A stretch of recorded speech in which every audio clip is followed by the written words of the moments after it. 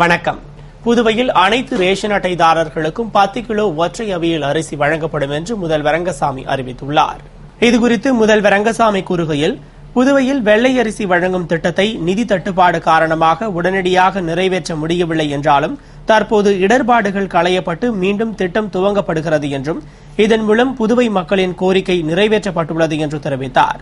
மேலும் வெள்ளை அரிசி திட்டத்திற்கு மாதம் 6.5 கோடி ரூபாய் செலவாகும் என்றும், எனவே 2013-14 ஆண்டிற்காக அரசு 45 கோடி ரூபாய் நிதி ஒதுக்கப்பட்டுள்ளதாகவும், ஆனால் மாகி மற்றும் ஏனாம் பகுதி மக்கள் இந்த வெள்ளை அரிசியை விரும்பாததால் அந்த பிராந்தியத்திற்கு வெள்ளை அரிசி வழங்கப்பட மாட்டாது என்றார். மேலும் இதேபோன்று சென்டாக் உதவித்தொகையும் நாளை மறுநாள் வெள்ளிக்கிழமை முதல் வழங்கப்படும் என்றும், மாணவர்களின் வேதனைகளையும் சங்கடங்களையும் அரசு உணர்ந்துள்ளது என்பதால் வரும் காலங்களில் அந்தந்த கல்வியாண்டிலேயே நிதியை வழங்க நடவடிக்கை எடுக்கப்படும் என்று கூறினார். இந்த வெள்ளை அரிசி திட்டத்தை வரும் வெள்ளிக்கிழமை 1ஆம் தேதி காலை முதல்வர் ரங்கசாமி துவக்கி வைக்க உள்ளதால் 10 கிலோ அரிசி கொண்ட 10,000 பைகள் ஒருபுறம் முதல்வர் படம், மறுபுறம் ஆளுநர் படம் பொறித்து தயார் செய்யப்பட்டு வருகிறது. மேலும் அன்றைய தினமே அனைத்து ரேஷன் கடைகளிலும் அரிசி வழங்கப்பட உள்ளது. புதுவையில் நண்பர்களுக்கு இடையில் ஏற்பட்ட தகராறில் வாலிபர் கத்தியால் குத்தி கொலை செய்யப்பட்ட சம்பவம் பெரும் பரபரப்பை ஏற்படுத்தியுள்ளது. புதுவை பொய்யாக்குளம் வினோபா நகரைச் சேர்ந்த சசிகுமார் என்பவர் மீது காரைக்கால் சாராயக்கடை வியாபாரி கொலை தொடர்பான வழக்கு நிலுவையில் உள்ள நிலையில் அவர் ஜாமீன் பெற்று விடுதலையானார். அவர் நேற்று 29ஆம் தேதி தனது நண்பர்களுடன் வீமன் நகரில் முதல்வர் வீட்டின் அருகே உள்ள மதுக்கடை ஒன்றில் மது அருந்தியபோது நண்பர்களுக்குள் ஏற்பட்ட வாய் தகராறு முற்றி அவர்கள் சசிகுமாரை கத்தியால் குத்தி கொலை செய்துவிட்டு தப்பி ஓடிவிட்டனர்.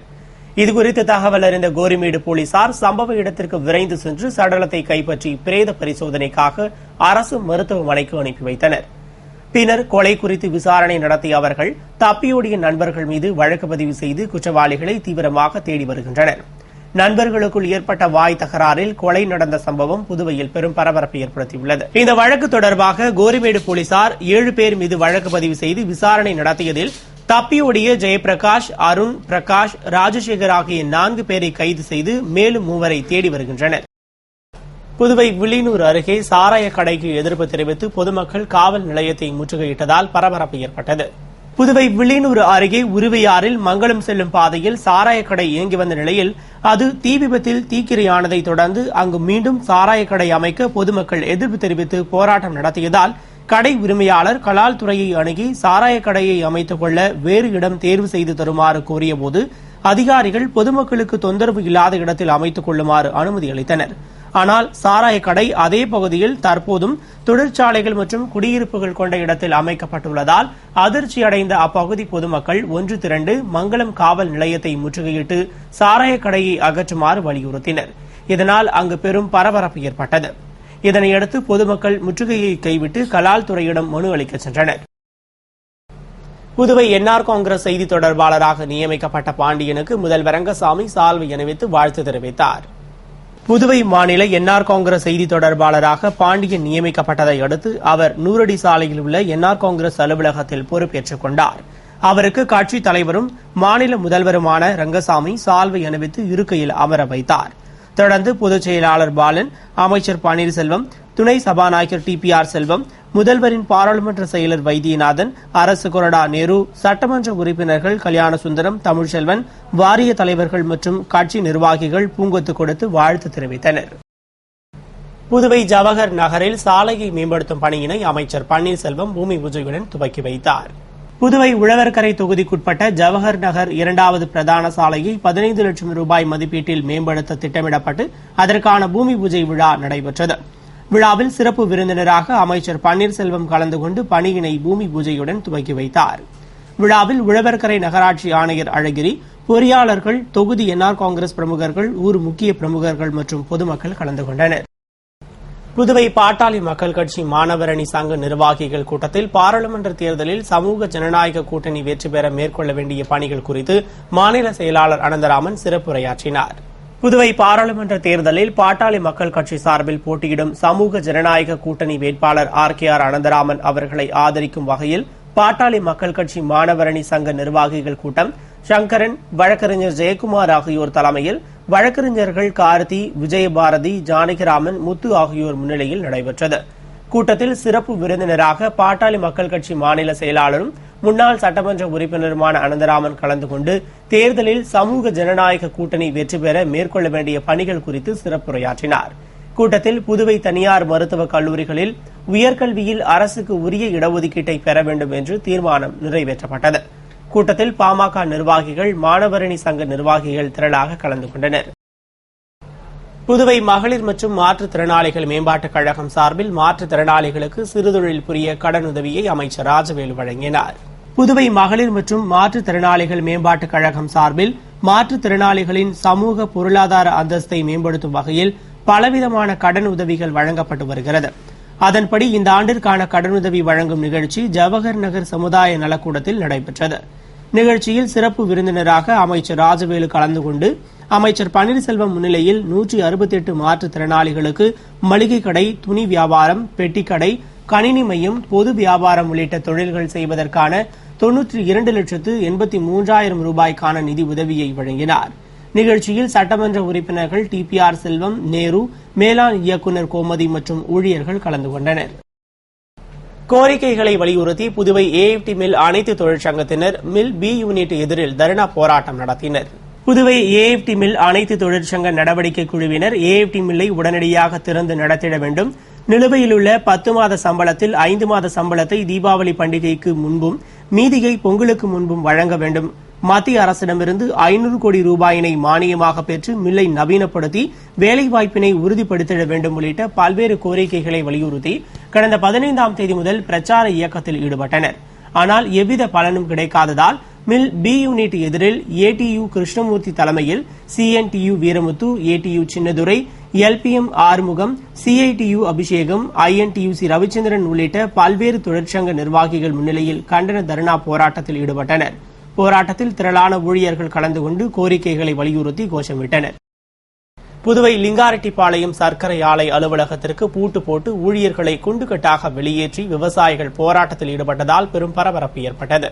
புதுவை லிங்காரெட்டிப்பாளையம் கூட்டுறவு சர்க்கரை ஆலையில் கரும்பு விவசாயிகள் நிலுவைத் தொகை வழங்க கோரி நேற்று ஆலை முன்பு போராட்டத்தில் ஈடுபட்டனர். அதே நேரத்தில் ஊழியர்கள் சம்பளம் மற்றும் போனஸ் கேட்டு ஆலையின் உள்ளே போராட்டம் செய்து அதிகாரியை தாக்கினர். இதனையடுத்து துணை சபாநாயகர் TPR செல்வம் தலைமையில் பேச்சுவார்த்தை நடத்தப்பட்டு கரும்பு விவசாயிகளுக்கு 80 லட்சம் ரூபாய் நிலுவைத் தொகையில் 40 லட்சத்தை முதற்கட்டமாக வழங்கவும் ஊழியர்களுக்கு போனஸ் தொகை வழங்குவது என்றும் முடிவு செய்யப்பட்டது. ஆனால் இன்று கரும்பு விவசாயிகள் சங்க தலைவர் ஒட்டை கணேசன், செயலாளர் வழக்கறிஞர் செந்தில்குமார், நிர்வாகிகள் தட்சிணாமூர்த்தி, ஊமைத்துறை ஆகியோர் தலைமையில் ஆலையை முற்றுகையிட்டு அதிகாரியை தாக்கிய தொழிலாளர்கள் மீது நடவடிக்கை எடுக்க கோரியும் நிலுவைத் தொகையினை முழுவதுமாக வழங்க கோரியும் ஆலையை பூட்டி ஊழியர்களை குண்டுகட்டாக வெளியேற்றிவிட்டு போராட்டத்தில் ஈடுபட்டனர். தகவல் அறிந்த காட்டேரிக்குப்பம் போலீசார் விரைந்து வந்து பேச்சுவார்த்தை நடத்தினர். அவர்கள் போலீசாரிடம் அதிகாரியை தாக்கிய தொழிலாளர்கள் மீது நடவடிக்கை எடுக்க கோரி மனு அளித்தனர். அதனை பெற்றுக்கொண்ட போலீசார் நிர்வாகத்திடம் பேச்சுவார்த்தை நடத்தி நிலுவை பாக்கி தொகையை வழங்க நடவடிக்கை எடுப்பதாக கூறினர். இதனை ஏற்று அனைவரும் கலைந்து சென்றனர். புதுவை காலாப்பட்டு தொகுதியில் தானே புயலில் சேதமடைந்த இயந்திரம் பொருத்திய கண்ணாடி நுண்ணிழை கட்டு மரங்களுக்கு முதல் தவணை நிவாரண நிதியினை சட்டமன்ற உறுப்பினர் கல்யாணசுந்தரம் வழங்கினார். புதுவை அரசு மீன்வளத்துறை சார்பில் காலாப்பட்டு தொகுதியில் தானே புயலின் போது சேதமடைந்த இயந்திரம் பொருந்திய கண்ணாடி நுண்ணிழை கட்டுமரங்களுக்கு முதல் தவணை நிவாரண உதவி வழங்கும் நிகழ்ச்சி நடைபெற்றது. நிகழ்ச்சியில் சிறப்பு அழைப்பாளராக தொகுதியின் சட்டமன்ற உறுப்பினர் கல்யாணசுந்தரம் கலந்து கொண்டு கனகசெட்டி குளத்தைச் சேர்ந்த 10 கட்டுமர உரிமையாளர்களுக்கு தலா 1 லட்சம் ரூபாய் வீதம் 10 லட்சம் ரூபாயும், இயந்திரம் பொருத்தாத கண்ணாடி நுண்ணிழை கட்டுமர உரிமையாளர்கள் 16 பேருக்கு தலா 33,000 ரூபாய் வீதம் 5,28,000 வழங்கினார். தொடர்ந்து பெரிய காலாப்பட்டு கிராமத்தைச் சேர்ந்த இயந்திரம் பொருந்திய கண்ணாடி நுண்ணிழை கட்டுமர உரிமையாளர்கள் 90 மீனவர்களுக்கு தலா 1 லட்சம் என 90 லட்சமும், இயந்திரம் பொருத்தாத கண்ணாடி நுண்ணிழை உரிமையாளர்கள் 50 பேருக்கு தலா 33,000 என 16,50,000 வழங்கினார். நிகழ்ச்சியில் துறை இயக்குநர் மேரி சின்னராணி, துணை இயக்குநர் தனசேகரன் மற்றும் அதிகாரிகள் கலந்து கொண்டனர். புதுவை பான்சியோனா அரசு பெண்கள் பிரெஞ்சு உயர்நிலைப் பள்ளியில் பிரெஞ்சு ஆசிரியர் பற்றாக்குறையை போக்கிட கோரி பெற்றோர் முற்றுகை போராட்டத்தில் ஈடுபட்டனர். புதுவை பான்சியோனா அரசு பெண்கள் உயர்நிலைப் பள்ளியில் கடந்த பல ஆண்டுகளாக பிரெஞ்சு ஆசிரியர் பற்றாக்குறை உள்ள நிலையில் கல்வித்துறை மூலம் 171 ஆசிரியர்கள் தேர்வு செய்ய உள்ள நிலையில் பிரெஞ்சு ஆசிரியர் தேர்வு செய்யப்படாததற்கு கண்டனம் தெரிவித்தும் பிரெஞ்சு ஆசிரியர் நியமிக்க கோரியும் பள்ளி தலைவர் இமேஷ் இருதயராஜன் தலைமையில் பெற்றோர் முற்றுகை போராட்டத்தில் ஈடுபட்டனர். மேலும் கோரிக்கைகள் நிறைவேறாவிட்டால் போராட்டம் தீவிரமடையும் என்றும் தெரிவித்தனர். இந்நிலையில் 100க்கும் மேற்பட்ட மாணவிகளும் வகுப்பறையை புறக்கணித்து போராட்டத்தில் ஈடுபட்டதால் பெரும் பரபரப்பு ஏற்பட்டது. இத்தகவலை அறிந்த பெண் கல்வி துணை இயக்குநர் மீனாட்சி விரைந்து வந்து பெற்றோரிடம் பேச்சுவார்த்தை நடத்தினார். அப்போது பெற்றோர்கள் பல்வேறு கோரிக்கைகளை முன்வைத்தனர். ஆனால் அதற்கு துணை இயக்குநர் அளித்த பதில் திருப்திகரமாக இல்லை என்று பெற்றோர் வாக்குவாதத்தில் ஈடுபட்டதால் பெரியகடை போலீசார் விரைந்து வந்து பெற்றோரை சமாதானம் செய்ததை அடுத்து அனைவரும் கலைந்து சென்றனர். புதுவை நீதிமன்றம் அருகே உள்ள ரயில்வே கேட் திடீரென பழுதானதால் போக்குவரத்து ஸ்தம்பித்து பொதுமக்கள் மிகவும் அவதிப்பட்டனர். புதுவை நீதிமன்றம் அருகே உள்ள ரயில்வே கேட்டில் கடந்த சில மாதங்களாகவே ரயில்வே கேட் அடிக்கடி பழுதடைந்து வந்ததால் முக்கிய சாலையான அங்கு திடீரென்று வாகனங்களை நிறுத்த ரயில்வே ஊழியர்கள் சிரமப்பட்டு வந்த நிலையில் நேற்று 29ஆம் தேதி மாலை டெல்லியிலிருந்து அதிவேக ரயில் வந்து கொண்டிருந்த பொழுது கேட்டை ஊழியர் இழுத்து மூட முயன்றபோது கீழே இழுக்கும் கருவியின் அச்சு முறிந்துவிட்டதால் கேட்டை கீழே இறக்கி மூட முடியவில்லை. எனவே ரயில்வே ஊழியர்கள் முதலியார்பேட்டை மற்றும் உருளையன்பேட்டை போலீசாருக்கு தகவல் அளித்தனர். உடனடியாக அங்கு வந்த போலீசார் ரயில்வே கேட்டில் சங்கிலியை போட்டு 2 பக்கமும் கட்டி போக்குவரத்தை நிறுத்தினர். மேலும் அந்த ரயிலும் மெதுவாக வந்து புதுவை ரயில் நிலையத்தில் நிற்க பிளாட்பாரம் இல்லாததால் பயணிகளை இறக்கிவிட்டு விழுப்புரம் செல்ல புறப்பட்டது. ஆனால் ரயில்வே கேட் பழுது சரி செய்யப்படாததால் மீண்டும் போலீசார் 2 புறமும் சங்கிலியில் கட்டி போக்குவரத்தை நிறுத்தினர். இதனால் தீபாவளி பண்டிகைக்காக பொருட்கள் வாங்கிச் செல்ல வாகனங்களில் வந்த பொதுமக்கள் ரயில்வே கேட்டிலிருந்து வெங்கட சுப்பா ரெட்டியார் சிலை வரையிலும் முதலியார்பேட்டை காவல் நிலையம் வரையிலும் போக்குவரத்தில் சிக்கி ஸ்தம்பித்து நின்றனர். இதனால் போக்குவரத்து பல மணி நேரம் பாதிக்கப்பட்டது. மேலும் போலீசார் பாதுகாப்பு பணியில் ஈடுபட்டனர். புதுவை விடுதலை சிறுத்தைகள் கட்சி சார்பில் மண்ணுரிமை கருத்தரங்கு நடத்தப்பட்டு அதில் பல்வேறு தீர்மானங்கள் நிறைவேற்றப்பட்டன. புதுவை விடுதலை சிறுத்தைகள் கட்சி அலுவலகத்தில் மண்ணுரிமை பற்றிய கருத்தரங்கம் அமைப்பு செயலாளர் பாவானன் தலைமையில் விடுதலை வளவன், அகன், விடுதலை செல்வன், அருமைக்கன் உள்ளிட்ட நிர்வாகிகள் முன்னிலையில் நடைபெற்றது.